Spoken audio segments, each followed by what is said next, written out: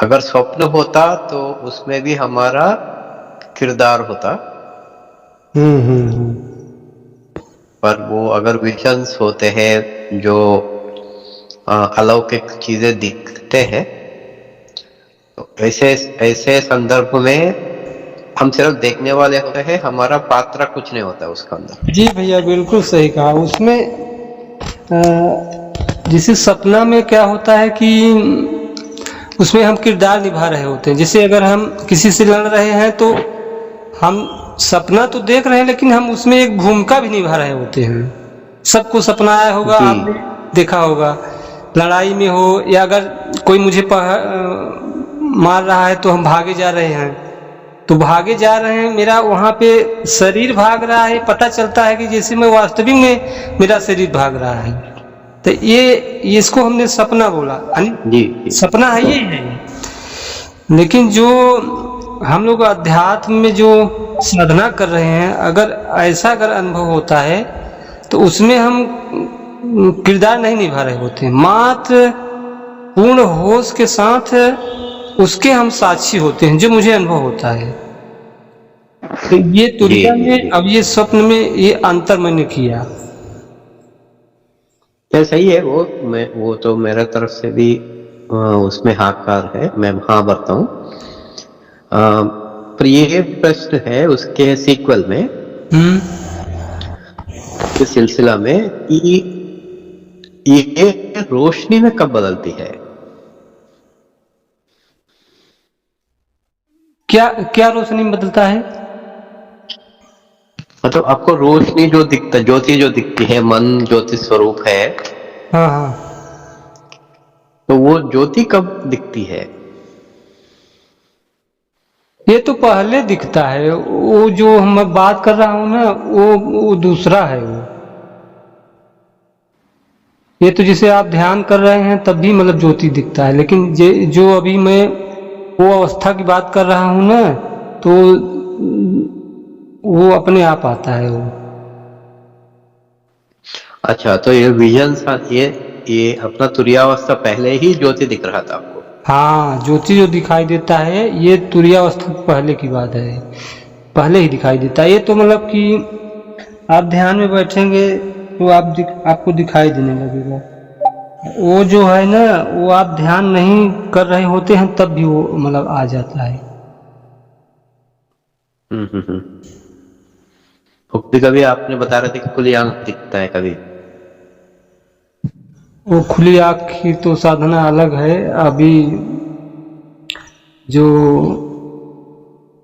ध्यान कर रहे हैं उसके लिए ये मैं बताया हूँ। उसको तो हम्म। हम अभी बता ही नहीं सकते हैं।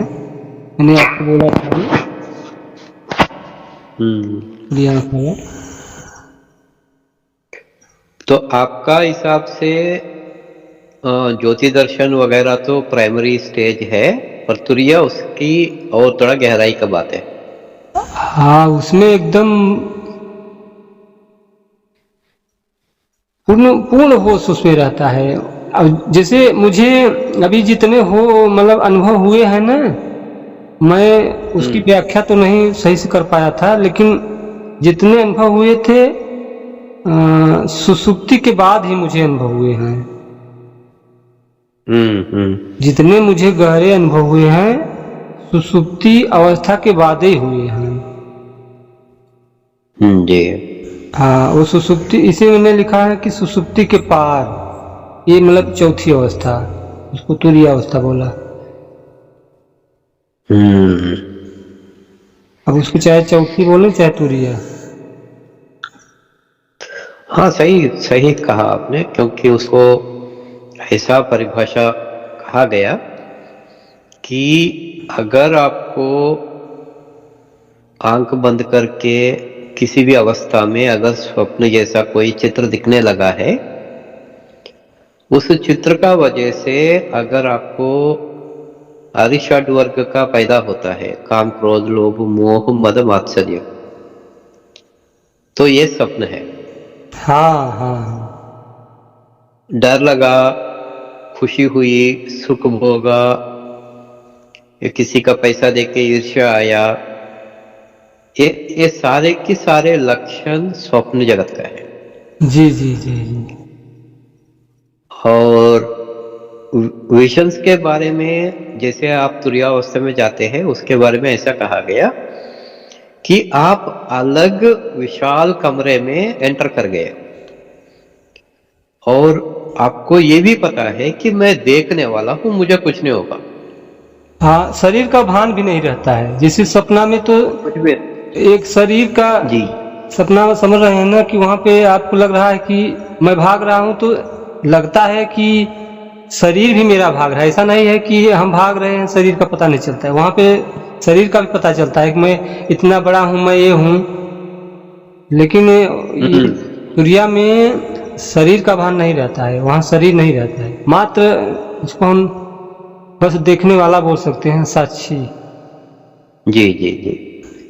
इसीलिए जो भी है, अगर चाहे वहां पे कोई युद्ध हो रहा है या जानवर विनवर आ रहे हैं आपके तरफ, या बारिश हो रहा है या आग में जा रहे हो, ऐसे आभा मंडल दिख रहा है कि वहां पे तारों का बारिश हो रहा हो, पर आपको ऐसा कभी नहीं लगता है कि वो आपके ऊपर आके गिरेगा।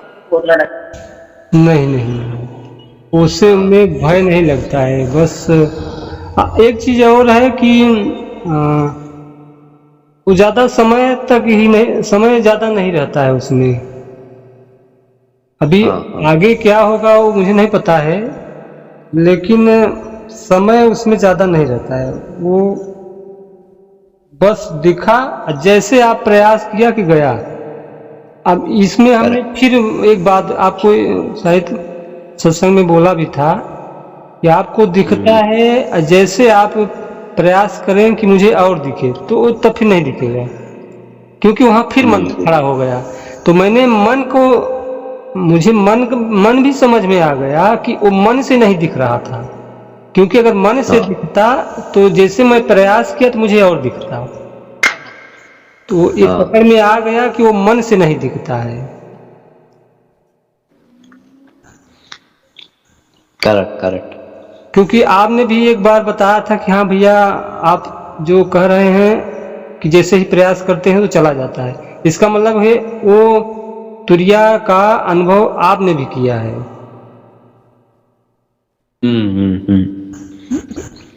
अगर थोड़ा भी किसी ने अगर उस पॉइंट को पकड़ा होगा ना, तो जो मैंने लेख डाला हूं वो तुरंत पकड़ लेगा। क्योंकि उसमें हाँ ये है कि उस तुरिया में सबको अनुभव अलग अलग हो सकता है, अलग अलग विषय का हो सकता है, लेकिन जैसे किसी को कुछ दिखाई दे, किसी कुछ दिखाई दे, ये दूसरी बात है। लेकिन जैसा होगा वो सब कुछ सेम होगा। तो सपना और तुरिया में ये अंतर है, वहां पे मन नहीं रहता है। ये जिसको ये भाषा का इतना परिमिति है कि लिमिटेशन है, कि जिसको अनुभूति है, आपका बातों में गहराई उसको पकड़ में आती है।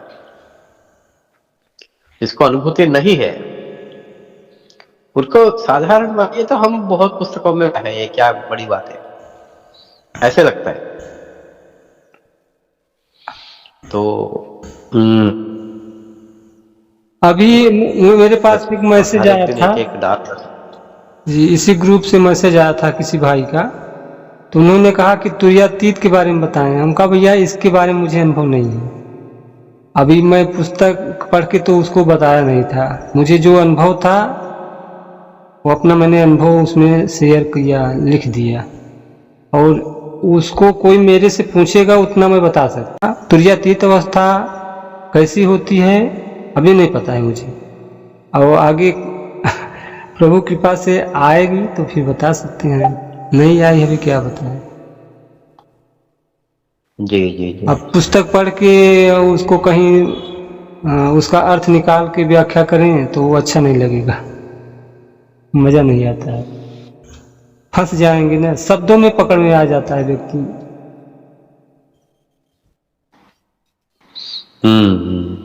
अब जितना मुझे अनुभव हुआ है, आप जब पूछेंगे उतना मैं वही बताऊंगा। हाँ, इसमें और गहराई आएगी अनुभव तो और बता सकते हैं, लेकिन रहेगा वैसा ही। एक एक दिन ग्रुप में चर्चा हो रही थी अहम ब्रह्मास्मि का। अब जिनको अहम ब्रह्मास्मि का बोध नहीं हुआ है वो उसकी व्याख्या कर रहे हैं कि कबीर साहब ने अहम ब्रह्मास्मि का खंडन कर दिया। सूरज शब्द योग बता रहे थे आप। तो किसी ने पूछा कि बताइए अहम ब्रह्मास्मि का अनुभव कैसा होता है। उन्होंने कहा कि वहां पे एकदम शून्य का अनुभव होता है। मैंने बोल दिया कि आप गलत बता रहे हैं, आपको हुआ ही नहीं है, सुधे आप झूठ मतलब की व्याख्या कर रहे हैं कि अहम ब्रह्मास्मि का जब बोध होगा तो शून्य का बोध होगा। गलत बता रहे हैं, नहीं हुआ है तो काहे कि आप खंडन भी कर रहे हैं और गलत व्याख्या भी कर रहे हैं। ये सब गलत बात है। ग्रुप में ज्यादा नहीं ये बहुत, लेकिन पकड़ में तो आता है ना कौन क्या बोल रहा है, गलत बोल रहा है सही बोल रहा है। जी वो उनका भी गलती नहीं है, क्योंकि मन इतना प्रभावशाली है, वो इतना डुबा देता है थियरी में कि आपको समझ में आने आते आते बोहेर हो जाता है कि अभी तक जो मैं बात कर रहा था पूरा थियरी था। जब सच्चा प्रैक्टिकल वाले के सामने आते ही उनको एक दिन समझ में आता है कि ये जो सामने वाला बात कर रहा है प्रैक्टिकली जितना अनुभव हो उतना ही बात कर रहा है, उससे ज्यादा एक भी शब्द नहीं बोल रहे हैं। ये जब उनका दिमाग में उतरेगा तब से उसी दिन से वो साधना पे ज्यादा ध्यान देगा, बात करने पे कम। और मन क्या करे, मन इतना प्रबल है कि उधर का बात इधर, इधर का बात उधर, वो सत्संग के बात इधर। जितना ज्यादा सुनेंगे उतना इंटेलिजेंट बनेंगे पर साधक नहीं बनेंगे, क्योंकि यहाँ पे मन बुद्धि का खेल नहीं है। जब तक आप मन और बुद्धि से पार नहीं होंगे, मुझे कुछ नहीं पता और शरणागत नहीं करेंगे भगवान के सामने या गुरु के सामने, आपका एबीसीडी शुरू नहीं होता है।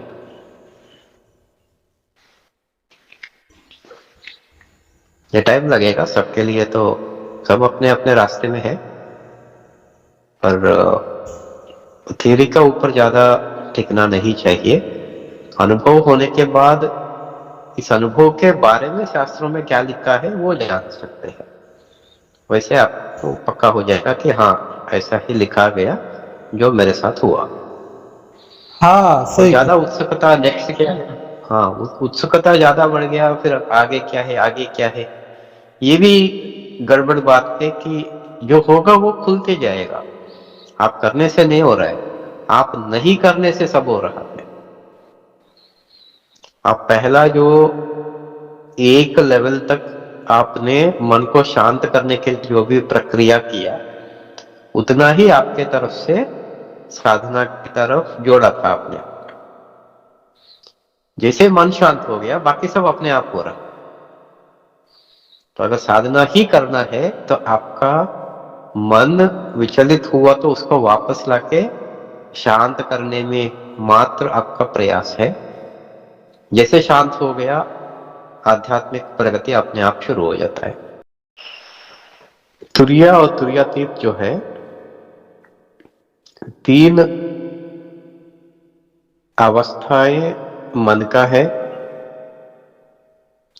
और तुरिया और तुरियातीत इसको अवस्था नहीं कहा जाता है, इसीलिए कि जब हमारा चेतना तीनों अवस्था मतलब मन का तीन अवस्था को पहचान पाती है, जैसे हम सुषुप्ति अवस्था में है, स्वप्न अवस्था में है या जागृत अवस्था में है, इससे अलग हमको महसूस होने लगता है, तब हम मन से परे और जैसा विश्व अपने आप को देख रहे हैं या परमात्मा विश्व के तरफ देख रहा है, या आपका चेतन विश्व के तरफ देख रहा है, तो ऐसा ही आपका ही नजर बनती है। और तुरीयातीत इसको कहा जाता है कि ये दोनों अलग अलग अवस्था नहीं है, ये मन का अवस्था में गिनती नहीं होते हैं। जब आपको ये दृश्य जगत भी दिखना बंद हो जाएगा, न नीला आकाश, न तारे, न चांद, न सूरज, और ना ही कोई दृश्य, और ना ही कोई मन की अवस्था, ना ही काल, न समय है,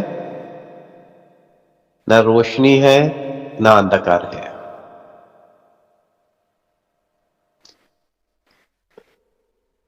उस स्थिति को तुरीयातीत कहा गया है।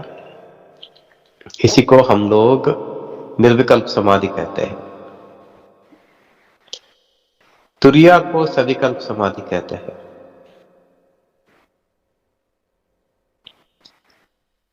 तो कहीं कहीं लोग तुरिया स्थिति को छुए बिना ही या तो मूर्छित में चले जाते हैं या तो निर्विकल्प समाधि में चले जाते हैं, क्योंकि होश सजता नहीं है। वो होश बढ़ाने के लिए जितने भी प्रक्रिया बताया गया भी बंद।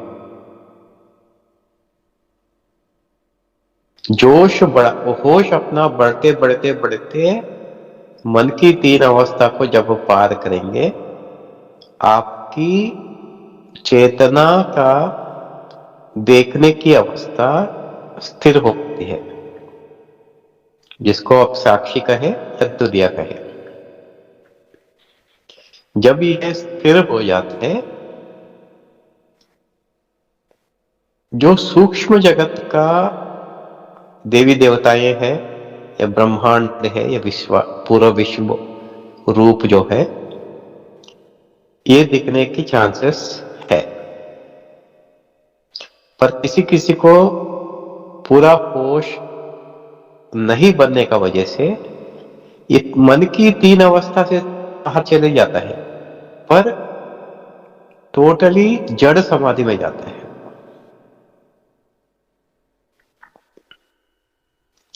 तो उसको जड़ समाधि से हटके फिर होश से देखने के लिए उनको होश बढ़ाते बढ़ाते बढ़ाते इस तुरिया अवस्था में या साक्षी का भाव में स्थिर होने लगता है।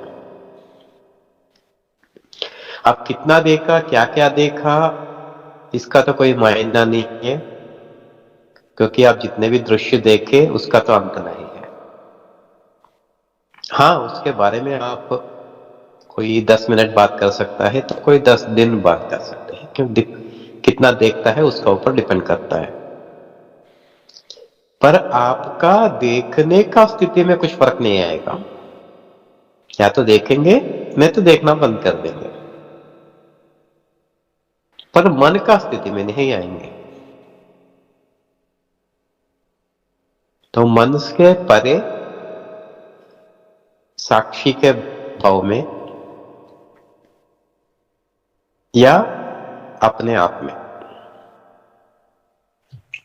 हाँ भैया, ये ठीक कहा आपने। ये जितनी भी दिखने वाली चीजें हैं, ये सब साधना में ही आती है।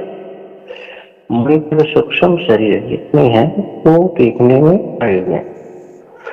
मन एक सूक्ष्म शरीर है, उसके जितने तल है वो तो देखने में आए। जब मन का तल खत्म हो जाएगा पर इतनी आसानी और इतना सस्ता सा शोध नहीं है कि इस मन को पकड़ कर जल्दी से लगा दे। ये स्वयं ही हो सकता है। ये जितनी हम ज्यादा साधना करें तो हम सोचे 1 दिन 2 दिन पर 2-4 महीने बैठे ही रहे, नहीं होगा। होगा तो स्वयं होगा।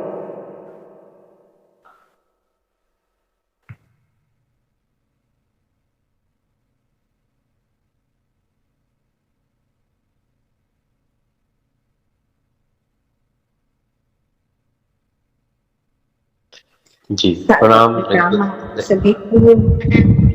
प्रणाम प्रणाम। आप ही का नाम ले रहे थे, बताइए।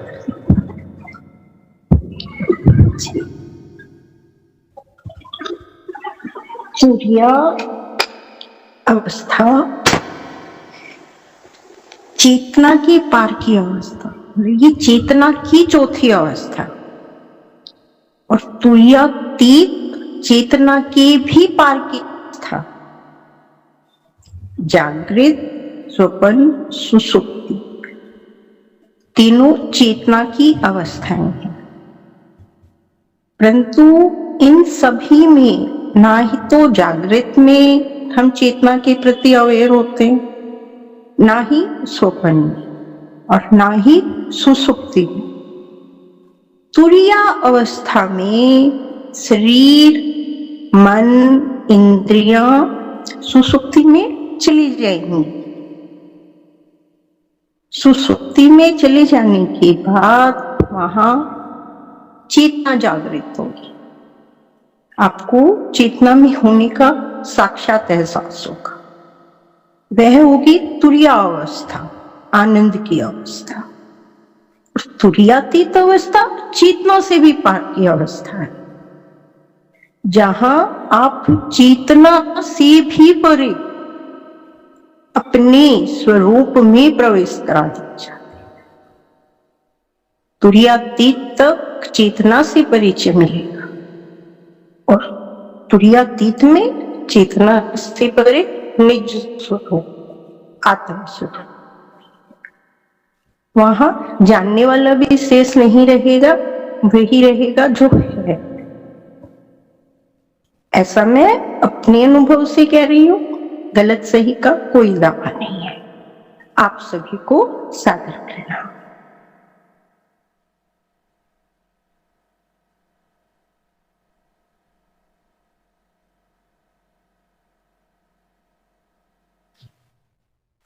जी बहुत अच्छा बताया, ठीक और बोले। ये अवस्थाएं ऐसी है भैया जी, सुनकर या पढ़कर कभी भी हम वहां तक मतलब उसको व्याख्या तो बहुत दूर की बात, कि प्रैक्टिकल से ही सिर्फ और सिर्फ जनाया जा सकता है।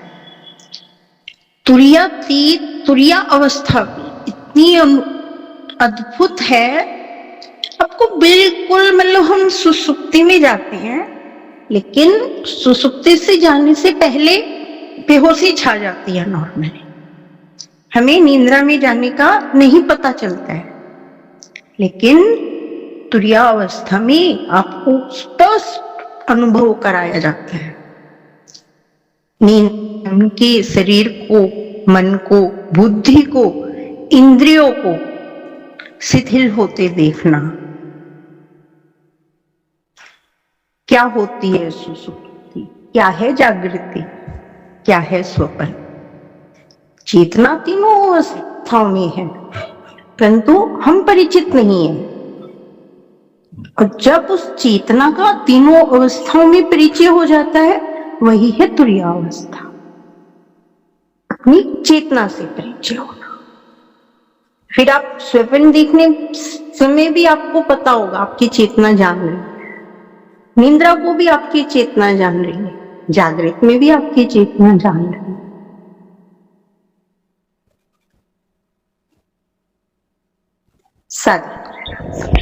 तो दीदी जी, आपने जो तुरीया की बात की है, मुझे अच्छा लगा आपका अनुभव, और मेरे अनुभव से मैच कर रहा है। लेकिन मैं एक चीज और ये जानना चाहता हूँ, जैसे मैंने लेख में लिखा हूँ कि कोई जो भी ये अवस्थाएं आती हैं, मतलब 24 घंटा एक समान नहीं रहेंगी। तो इसमें थोड़ा आप बताएं, मैंने सही लिखा हूँ क्या गलत? बिल्कुल सत्य है भैया जी। एक बार में सिर्फ एक ही अवस्था को आप अनुभव कर पाएंगे, और अक्सर आपने मेरी वाणी में भी देखा होगा, मैं ये उद्घोष नहीं कर पाती हूँ, कभी भी नहीं कर सकती। जैसा सब कह देते हैं भाई हम खास हो गए, हम ये हो गए, हम वो हो गए, भाई जहां जिस तल पर ले जाकर जनाया जाता है वहां स्पष्ट पता चलता है मैं वहां रहती ही नहीं, तो जो जना रहा है उसे मैं अपना कैसे दावा करूं? और ना ही वो अवस्था वहां थी, वहीं की वहीं रह गई, वो मेरे साथ वापस नहीं आती है। जी लौटती हूँ तो जीव भाव के साथ ही लौटती हूँ। तो मैं किसे उद्घोष करूं? क्या उद्घोष करने वाला सही होगा?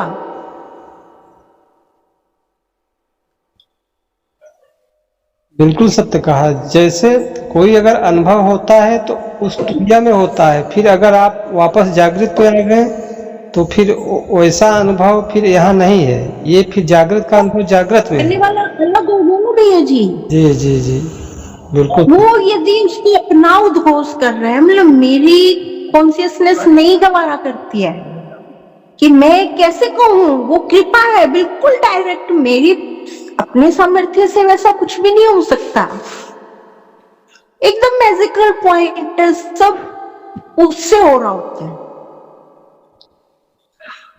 और बस यही कृपा है कि आपको जनाया जा रहा है, आप उसको नमन वंदन आभार प्रकट कर सकते हैं। जैसा आपने कहा वो 100% सत्य है। कोई दो अवस्था एक बार में नहीं होगी, एक बार में एक ही मौजूद होगा। जब हरि था तब मैं नाही, जब मैं था तब हरि नाही। तो कौन कहता है कि मैं ब्रह्म हूं? शास्त्रों में कहा गया है अहम ब्रह्म अस्मि, परंतु जो मुझे समझ आता है, यदि उन्होंने ऐसा नहीं कहा होता, नहीं कहकर गए होते वे लोग, तो हम इस खोज में चलते ही नहीं। सत्य को कहने का अभिप्राय अवश्य उनका कुछ हो रहा है, जैसे आज जनाया जा रहा है ऐसा नहीं है। हम ब्रह्मस्मि नहीं, मैं ब्रह्म में हूं। और सत्य ही आपको जनाया जाता है, बाकी आप कुछ बदलते नहीं हो कि आप कुछ नहीं थे और कुछ नए हो गए। मेरा सत्य है तो यही, इसमें त्रुटि हो मैं क्षमा चाहूंगी आप सभी को।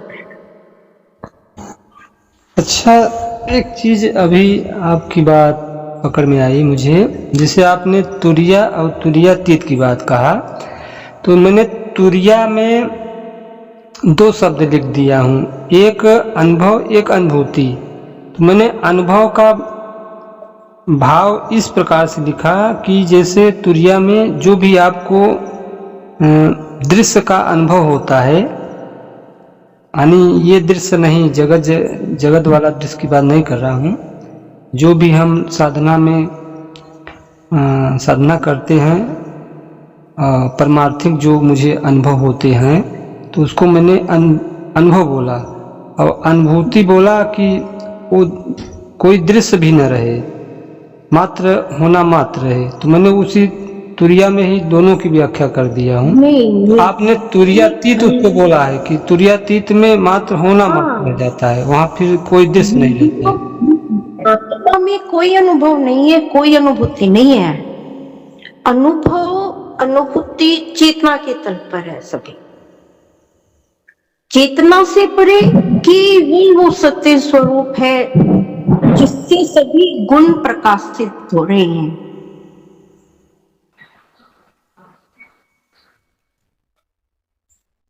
अनुभूति कह दिया जाता है जैसे हमारी भूख प्यास, इन्हें हम स्वयं फील कर पाते हैं, पर कहने में शब्दों में इनकी कोई व्याख्या नहीं है। और अनुभव जिसे हमें दिखाया जाता है, जिसे हम शब्दों में भी कह पाते हैं, जैसे आपने कोई पहाड़ देखा, ज्योति देखी, कोई नजारा देखा, उसे आप शब्दों में व्यक्त कर पाएंगे, वो हो गया अनुभव।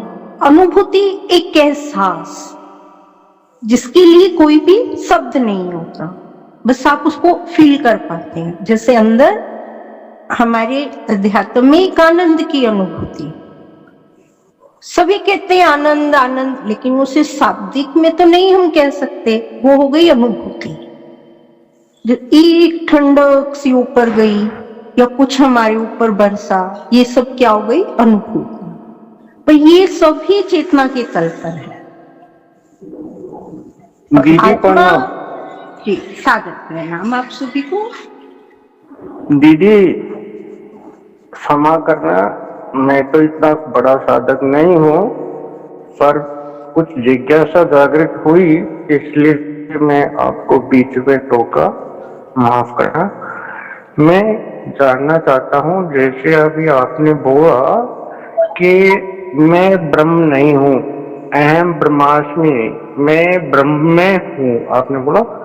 तो उससे आगे आपने बोला तुर्यातीत में हमारी चेतना ऊपर जाती है, उसको संत मता में शब्द प्रगट की बात करिए। क्या उसमें और इसमें अंतर है क्या? देवी जी भैया जी, मेरा शाब्दिक ज्ञान नहीं है, शास्त्रीय भाषा से मैं परिचित नहीं हूँ। प्रैक्टिकली उसे मैं वो भी बहुत थोड़ा थोड़ा आप लोगों से ही सीखा है, जाना है। मैं अनुभव के तल पर भी बहुत कच्ची हूँ। शास्त्रीय भाषा का मुझे बिल्कुल भी ज्ञान नहीं है, मैं क्षमा चाहूंगी भैया जी।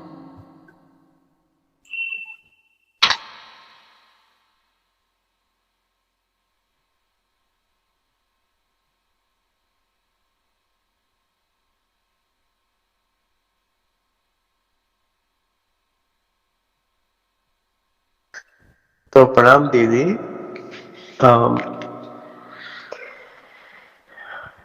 आप एक बार मेडिटेशन करवाए थे, बहुत पहले की बात है, 6 महीना 8 महीने की पहले की बात। जी भैया जी। एक बात तब कर रहे थे कि ठंडक उतरती है,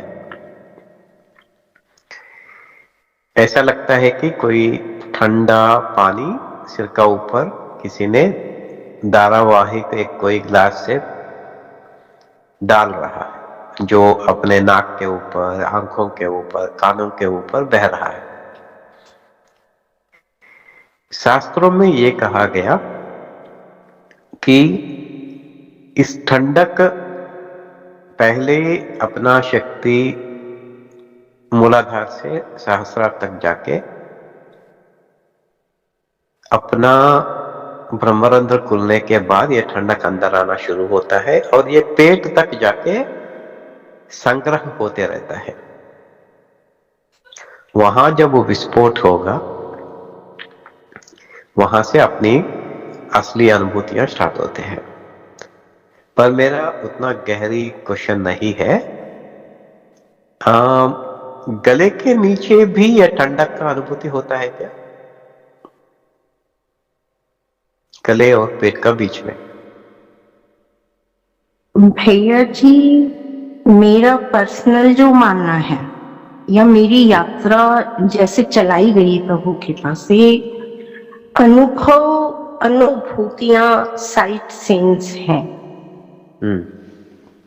साइट सीन्स आएंगे आपकी यात्रा में, आप उनको सहज देखते जाओ, आगे चलते जाओ। यदि हम ज्यादा अनुभूतियों को एंजॉय करने लगे तो वो ऐसा हो गया जैसे हम अपनी यात्रा से उतरे बीच के स्टॉपेज पर और वहां फिर हम उस शहर को एक्सप्लोर करने लगे। यानी हमारी यात्रा लंबी हो गई। और सीधा अपना टारगेट रखो निज स्वरूप। जब कोई अनुभव नहीं, कोई अनुभूति नहीं, जब ठंडक उतर रही है, आप स्पष्ट बता रहे हैं और जान भी रहे हैं, आप उसको जानने के लिए मौजूद है वहां पर। वो आपको ठंडक पर ना ध्यान देकर जो जान रहा है वहां पर, जो साक्षी मौजूद है, यात्रा हमारी उधर है, ठंडक की तरफ नहीं है। ये साइट सीन्स हैं। यदि उस तरफ मुड़ जाएंगे ना, जो जान रहा है वो आपको मंजिल की तरफ लेके जाएगा। साक्षी 3 तल पर घटित होता है, जिसे साधारणतया हम नॉर्मली कह देते हैं पहले दृष्टा, फिर साक्षी, परम साक्षी। और ज्यादा कुछ भी ना समझ के साधारण से साधारण साधक भी बस साक्षी बना रहे गहराई में, वो तल पर स्वयं वो धीरे धीरे धीरे धीरे गहराइयों में प्रवेश करता जाएगा। बस साइड सेंस में नहीं उलझना है, आ रहे हैं उनको एंजॉय करते जाओ, रुकना नहीं, ठहरना नहीं, उनके विश्लेषण पर नहीं लगना। और यदि आप उस समय उधर मुड़ जाएंगे ना साक्षी की तरफ, फिर देखिए सभी जवाब वहीं से आ जाएंगे।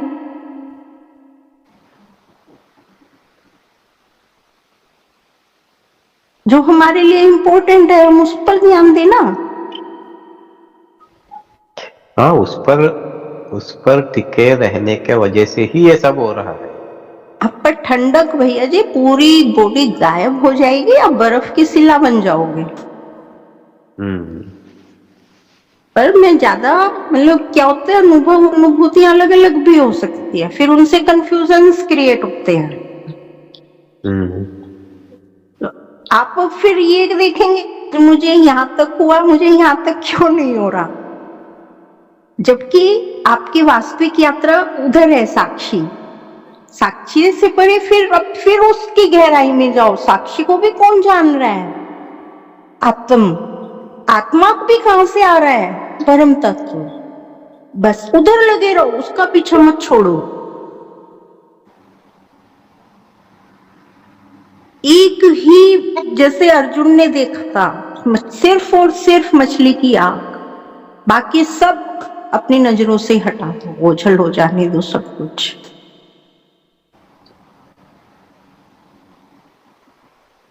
सादर प्रणाम भैया जी, मेरी जीवा यदि कुछ गुस्ताखी कर गई हो तो क्षमा कीजिएगा।